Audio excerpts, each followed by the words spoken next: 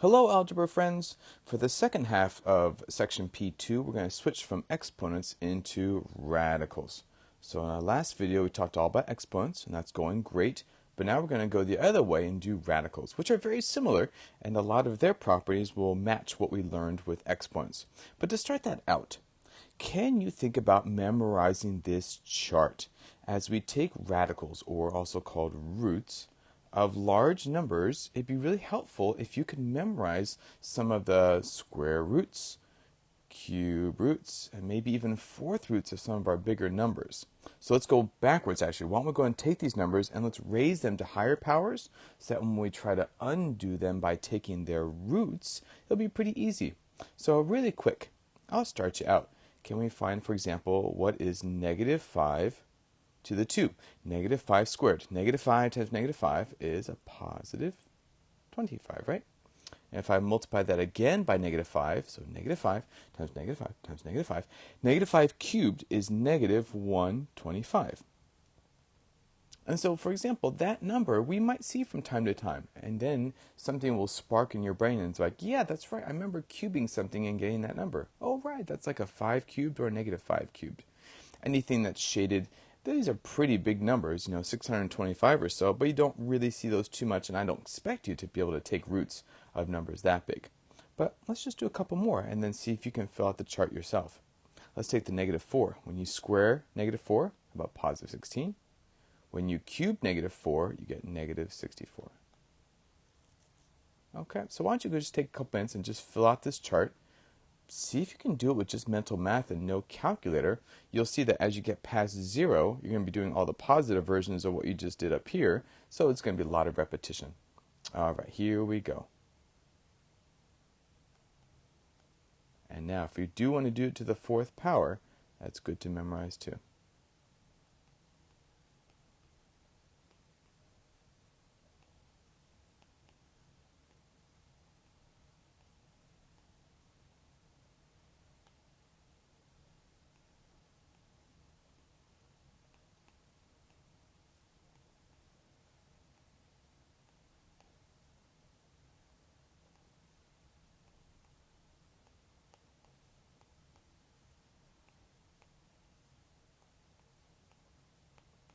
And there you go, folks. Hopefully your chart matches mine as well. Again, do you notice that the numbers pretty much match, but when we get to some of the odd roots, you notice that some of the negative numbers end up being odd, which makes sense because when you have a negative times a negative times a negative, well, these become positive times another negative, yeah, you generally get negatives. So you can see why negative numbers have negative cubes and positive numbers have positive cubes. Okay, so try to keep these numbers in the back of your brain, friends, so that when we go backwards and try to undo these exponents, you've already got these numbers memorized. Okay, so what is it we're talking about? When we talk about radicals or roots, here's what's going on. If I take an expression like this, the number a is the same thing as b raised to an nth power.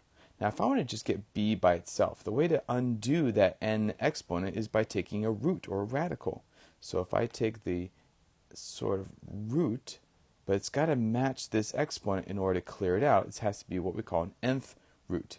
So this box is the same thing as saying that, well, okay, if a is equal to b to the n, then b is equal to the, well, if I took the nth root of the b to the n, I have to take the nth root of the a to balance it out. And that's what we get this part right here.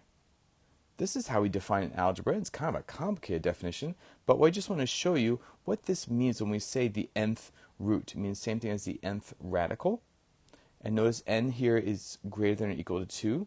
We don't ever really have a root that's a 1th root, because that doesn't really do anything to the number. And we don't ever have roots that are negative. That just doesn't exist. Okay, so n, our number up there, is the root, and it's usually 2 or above. But if we write 2, we sometimes actually call it by the name. It's a square root. This, which is actually the same thing as this, we can leave the 2 out. It's assumed to be a 2, is called a square root. When it's 3, it's a cubic or a cube root. All right, so a little bit of an introduction to this. And then down in this box down here, I just want you to show a couple of things to you. Again, this is what we call the nth radical or nth root of a. That n is called the index, and I might refer to that from time to time, this n right here. The type of root that you're taking, or the type of radical, is called the index, and the a on the inside is called the radicand. So we're taking the index root of the radicand. And like we said up above, if your root is a 2 root, we don't have to write the 2. We can leave it like that, and it's assumed that we'd have just the square root. Okay, for example. All right, ready? Mental math, your friends. No calculator. Can we do each of these and see what they are? So for number A, you see how it's blank here. So that is the square root of 36. So again, from that chart, if you remember, what did you square to get 36?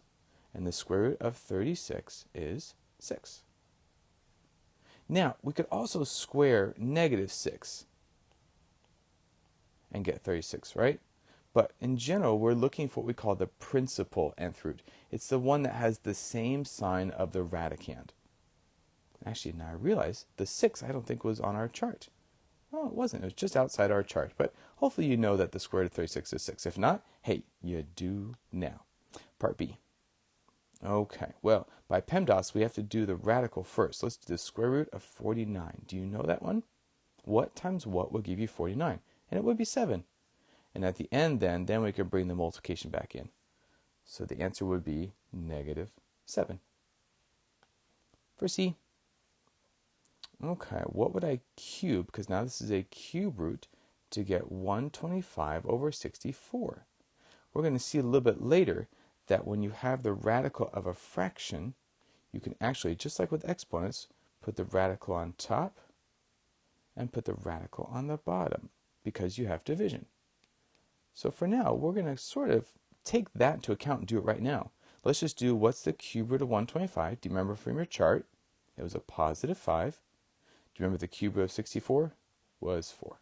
So the cube root overall of 125 over 64 is 5 over 4. All right, part D.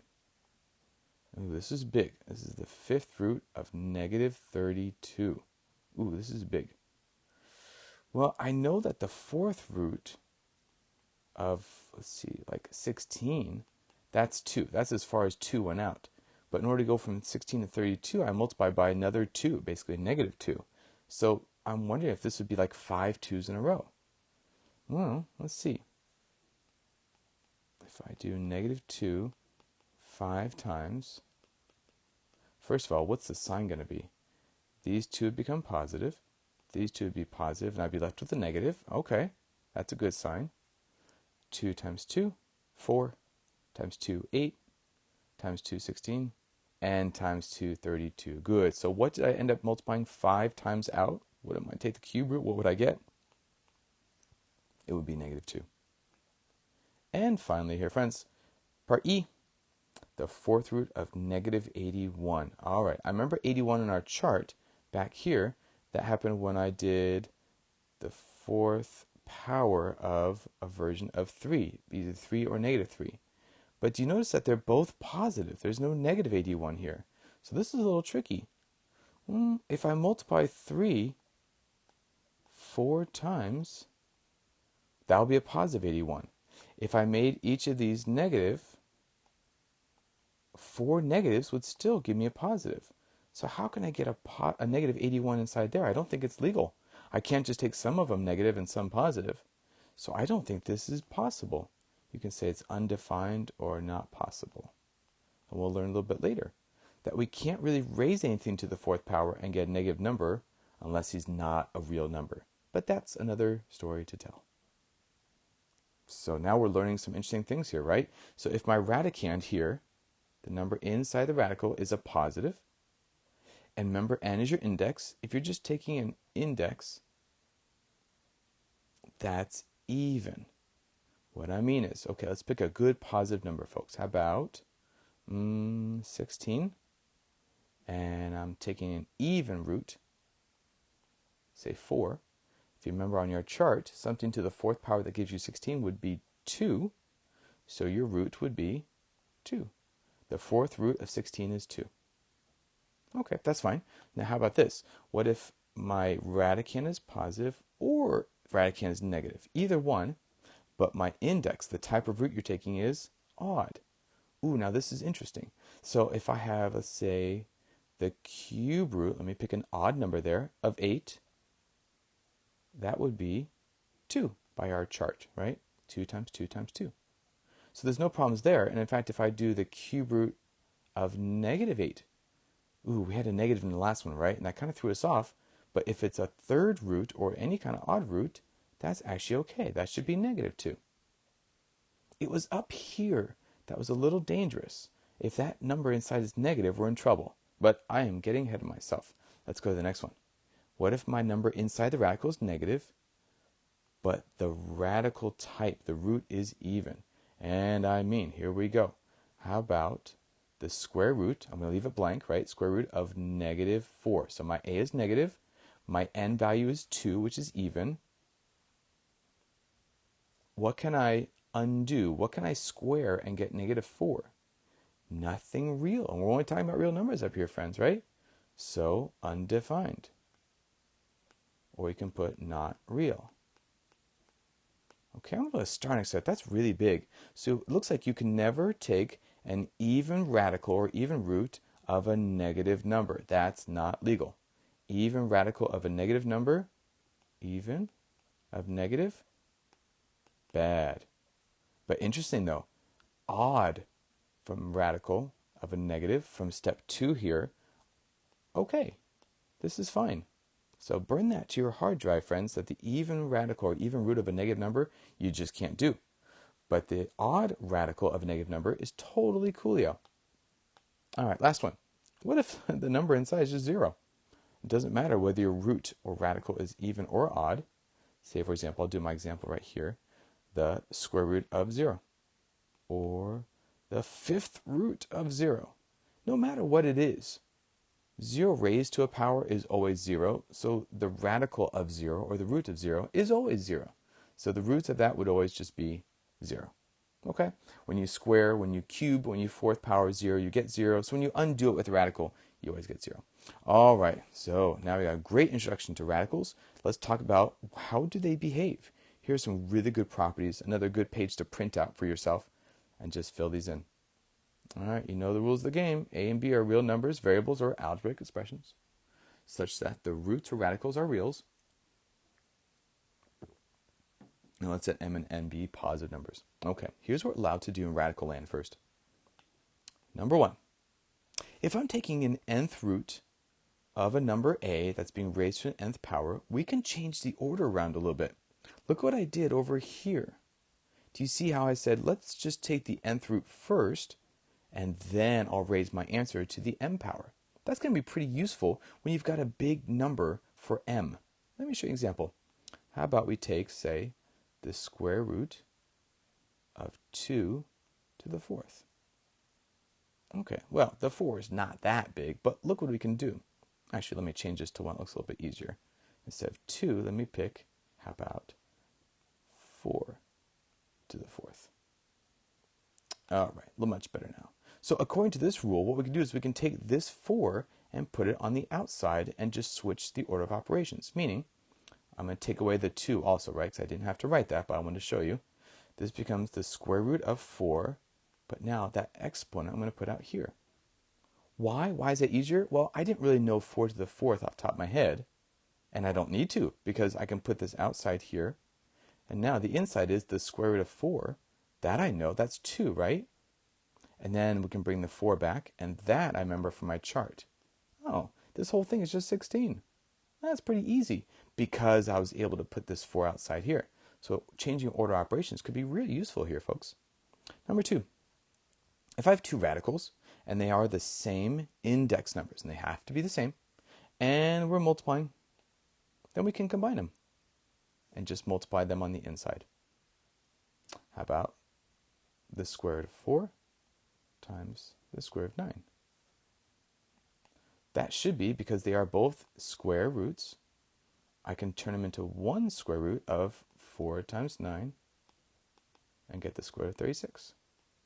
Which, actually, we should know that one from the other examples, is just 6. Now here's what's kind of cool. Watch how this works. The square root of 4 you also know is And the square of 9 you also know is, and 2 times 3, so it works.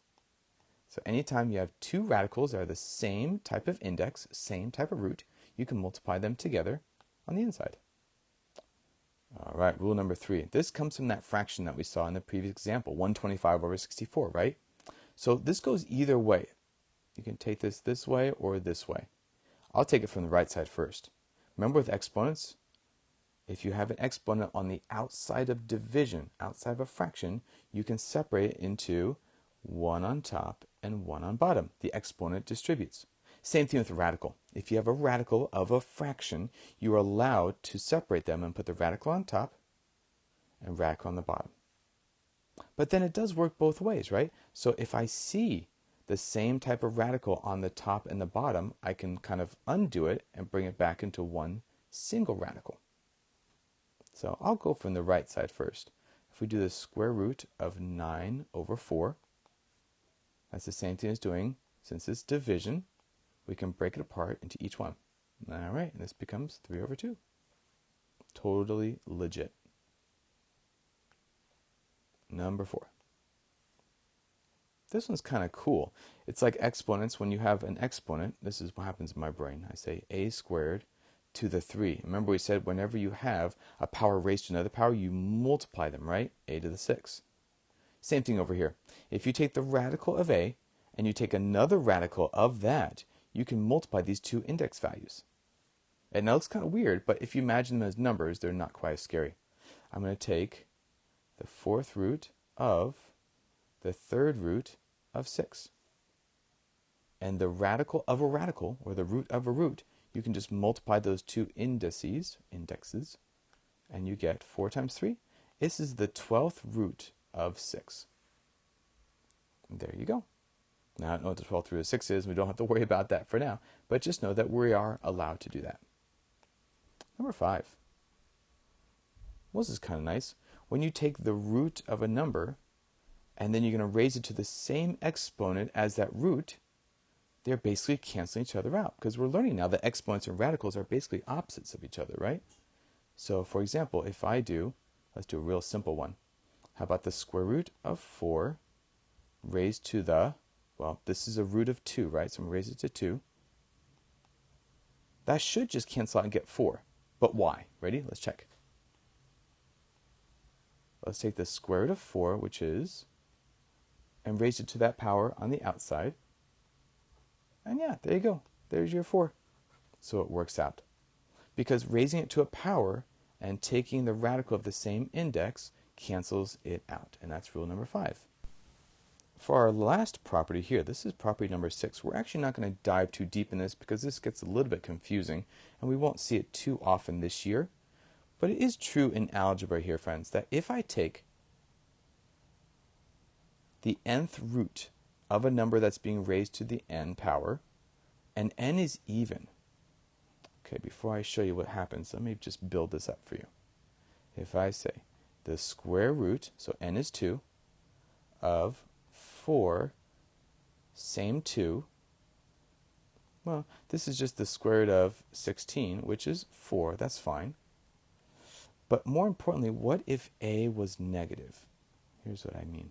How about the square root again of negative 4 squared? Okay. Well, the negative is inside the squared, so let's do that first. That's the square root of, again, a positive 16, which also gives you 4. So notice that what you started with, if this was your a value, look what happened to your a. It became positive. So if n, if your index or radical type is an even number, you always get the absolute value of the a. Whether you started with a positive 4, you ended up with a positive 4. If you started with a negative 4, you ended up with a positive 4. And it's because you're raising it to an even power on the inside, which makes everything positive. So whether your a is positive or negative, inside the radical, you'll always get a positive. Now, if n is odd, that won't happen. Whatever the sign of a is, that's going to be the sign of your answer. Because n is odd, and n, when it's odd, it loves negative numbers. For example, the cube root of negative 8, that's a negative, right? Let's put this to the same index. Well, if I actually cube negative 8, you understand that I would get a negative number, and then when I cube rooted, I would get a negative number. So the cube and the cube root undo each other, and you still get a negative 8. Notice you have the same sign. Okay, so if you have an odd root, you will generally get the same sign back out. But if you have an even root, your even root will always give you a positive number back out. Okay, square roots are always positive. Fourth roots, your answer is always positive. All right, those are all your properties of radicals. Now we just get to play. So generally, what the instructions will say here, friends, would be, can you simplify these radicals or roots? What you want to do is you want to put what's called the simplest form. And to be simplest form, we have 3 rules. All right, to be in the simplest form club, rule number 1. You have to remove all factors that are possible. For example, if you have some big numbers that you can take the square root or cube root or anything, you can take those out so that whatever's left inside the radical is the simplest number. Rule number 2. We can't have radicals in the denominators when you have a fraction. There's just something strange about that. Something like that. If you have a radical or a root in the denominator of a fraction, it's just harder to compute. So we always try to do something that's called rationalizing, if you remember from your Algebra 1 days. We'll bring that back today. And every so often, if you have a very complicated index or you have multiple indices, we can reduce it.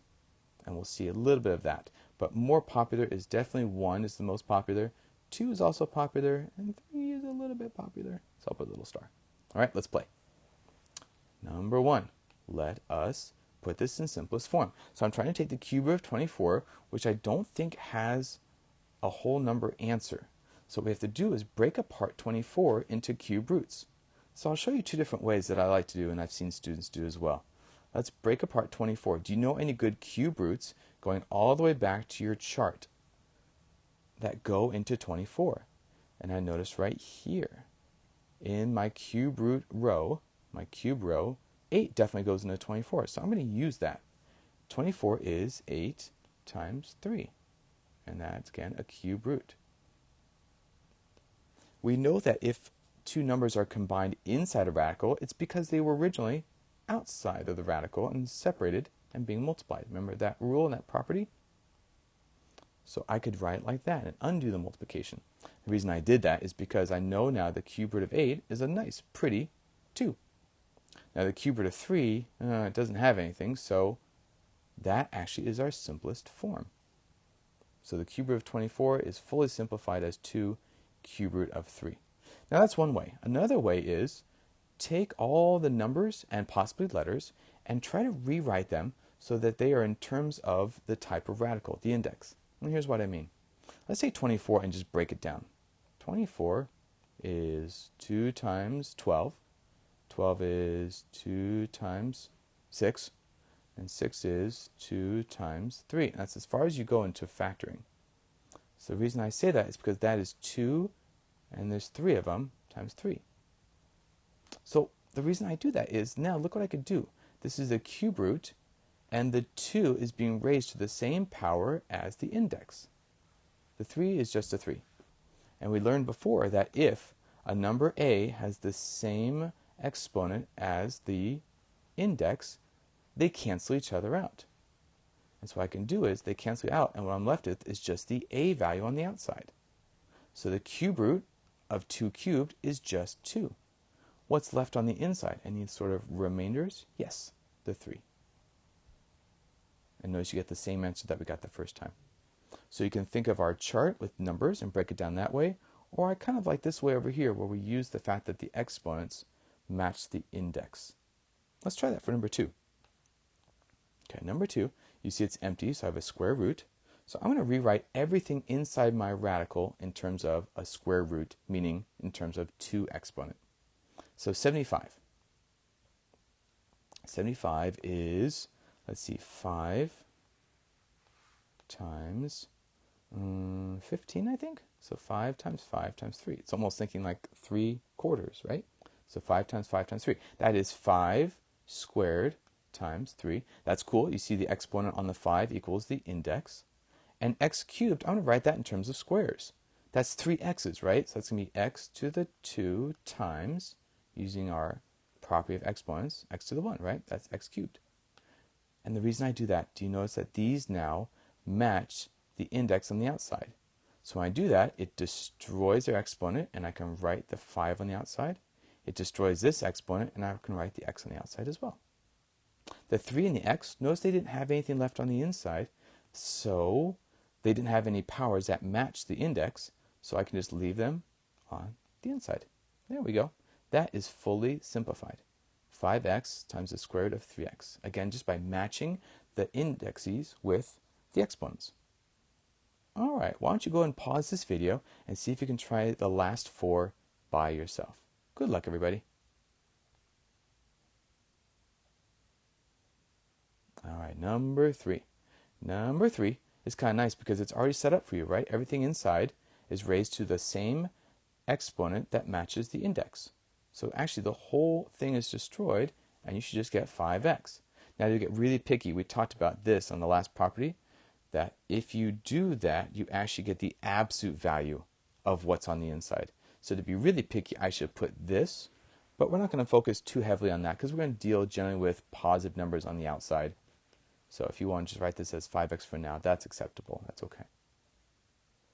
All right, number 4. How about the 4th root of 48, which I have no idea what that is. So can we rewrite 48? 48 is 2 to the 4th times 3. If you write it out, 16 times 3. Again, the reason that's so pretty is now do you see how the 2 is raised to the same power as the index? So the radical will destroy that, and I'll be left with a 2 on the outside. The 3 is just raised to the 1 power, so he's got to stay on the inside, and I'm left with this. 2 times the 4th root of 3. Number 5. Okay, I have a cube root. I have 24, which I did already in number 1, but I'll rewrite it anyway. 24, if you remember, was 2 to the 3rd. There's that 3rd that matches the index, times 3. A to the 4th. If I want that in terms of 3's, that's going to be A3 times A1. And it's all under a cube root. Okay, can you see what comes out? The 2 cubed can come out and make a 2. The A cubed can come out and make an A. And whatever we couldn't take out is still left on the inside. This is 2A times the cube root of 3A. And just so you know, the 3 up here, folks, is linked to the radical. That's the index. It's not A cubed on the outside. So 2A times the cube root of 3A. Last one, let's see how you did. For number 6. All right, there's a negative there, but that's okay because this is odd, right? And odds and negatives we are totally happy with. All right, can we rewrite things in terms of cubes? Let's see, 40 would be a negative 8 times 5. So I can say that's negative 2 cubed times 5. And how about x to the 6th? I can write that in terms of cubes. That would be x cubed times, well, that's cool, x cubed. All right, let's see, what can we take out now? The negative 2 is being raised to the same power, so I can bring negative 2 out. The 5 is not. The x cubed is, so I can bring out an x. And then the other x cubed is. So remember, inside what we're doing is we're multiplying, so when I bring this out, make sure we're still multiplying. So I can bring both x's out.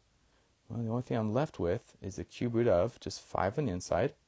So let's just simplify those x's here, folks. How about negative 2x squared times the cube, oops, I'm losing space here. Let me bring it up here. Oh, there we go. How about negative 2x squared times the cube root of, the only thing that was left over was the 5 on the inside. And there's basically how you play with radicals and how you simplify them. Really good job today. Moving forward, we're going to see what happens when you're just going to start adding, subtracting, and multiplying. But we'll save that for another day. Good job, everybody.